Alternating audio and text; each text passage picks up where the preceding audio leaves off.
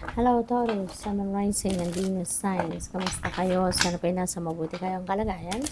Welcome back po sa Star Tarot. At kung bago kayo rito, welcome din po kayo. Please subscribe, like, share my videos, and leave me a comment po kung nakaresonate kayo. Thank you. So, yung first message ninyo is for general life and we have star. Wow, napakaganda.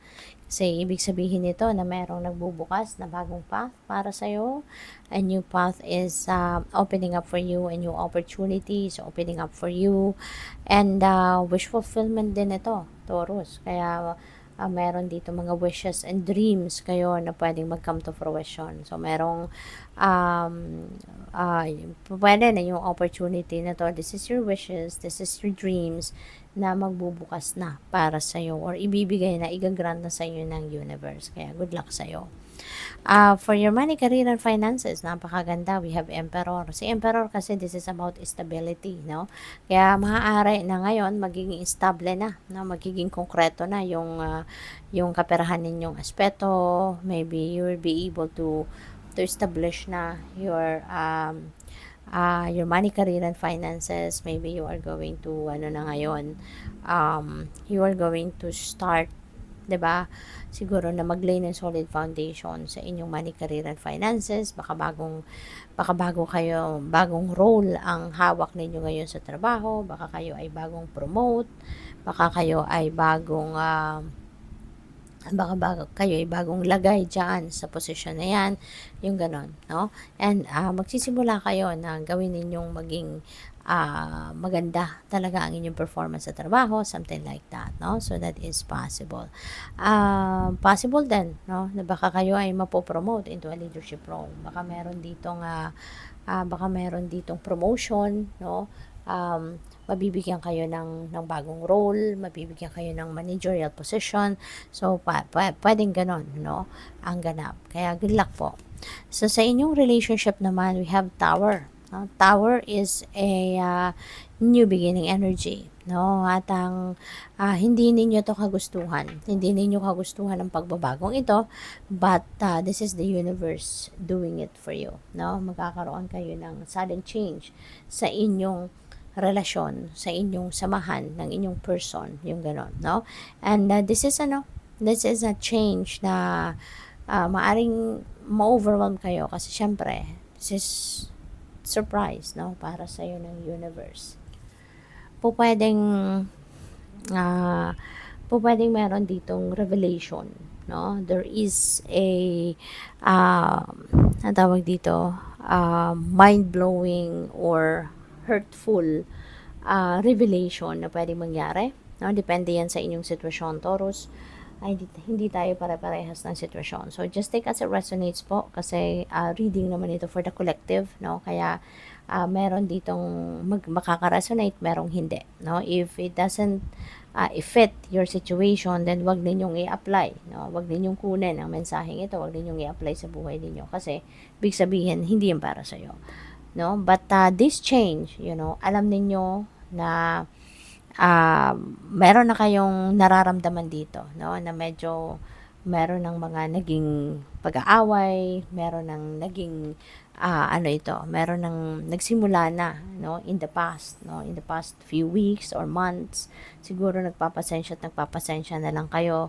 Siguro nag-o-observe kayo, pinag-aaralan ninyo or pinag-iisipan ninyo kung ano yung inyong gagawin. Kasi nagma-manifest na to, no? Few weeks ago, months ago, several months ago siguro, nagma-manifest na dito yung problema, na meron na kayong nararamdaman, meron na kayong naiisip, no, napapansin nyo na there is some change, no, na nangyayari siguro sa person ninyo, sa partner ninyo, okay? Pwedeng nagkakaroon na kayo ng problema, nagkakaroon na ng pag-aaway, maaaring meron na kayong pagdududa, sa changes na behavior ng person ninyo. Kaya, maaari ngayon, no, na baka ma-reveal na sa inyo yung talagang katotohanan, no? Baka pwedeng madiscover ninyo ito all by yourself or pwedeng madiscover ito na kung sino man at may ebidensya, ipapakita sa inyo. So, pwedeng maniwala kayo, no? Pwedeng ganon. Or pwedeng hindi kayo maniwala, diba? And you are going to do something to find out, diba? All by yourself. So, pwedeng ganon. But, for some of you, no, pwede na i-consider ninyo rito. Depende sa reaction, syempre, no, ng tao.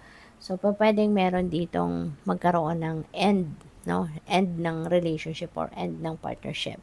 So, pwedeng may magkakaroon ng breakup, ng separation, yung ganon, ng divorce, ng annulment, depende sa kung nasaan kayong bansa, or pwedeng susuportahan ninyo dito yung inyong person. So, depende sa pangyayari, depende sa mga kaganapan, no? But, those are two ways, no, na pwedeng maging reaction ninyo dito sa sitwasyon.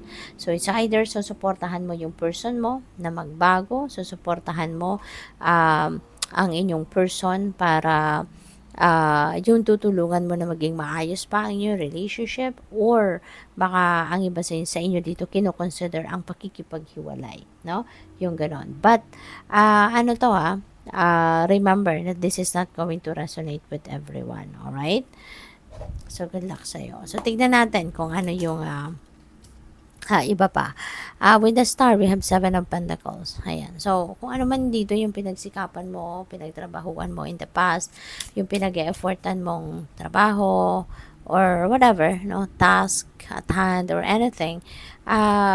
So ngayon unti-unti, no, meron ka ng success, no, meron ka ng mga small successes na maaaring natatanggap sa ngayon. There are small successes already that you are receiving sa ngayon, no? Kaya good luck sa iyo.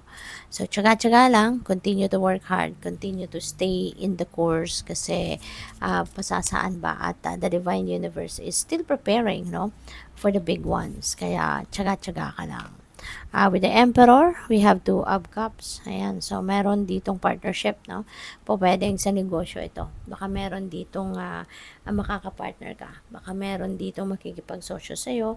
Pwede rin na meron dadating dito na kung sa trabaho man ito, you know, baka merong ibibigay sa yung assistant, pwedeng magkakaroon ka dito ng kakolab mo sa project na ginagawa mo or sa task na binigay sa iyo sa trabaho. So, there is someone or a group of people na pwedeng makatrabaho ka rito, no? Sa the Tower energy naman, we have the High Priestess. Ayan. So, sa lahat ng kaguluhan yan na pwedeng mangyari, pag-isipan ninyo mabuti. Before you make a decision, make sure na both sides of your brain gamitin mo, no? Before you make a decision.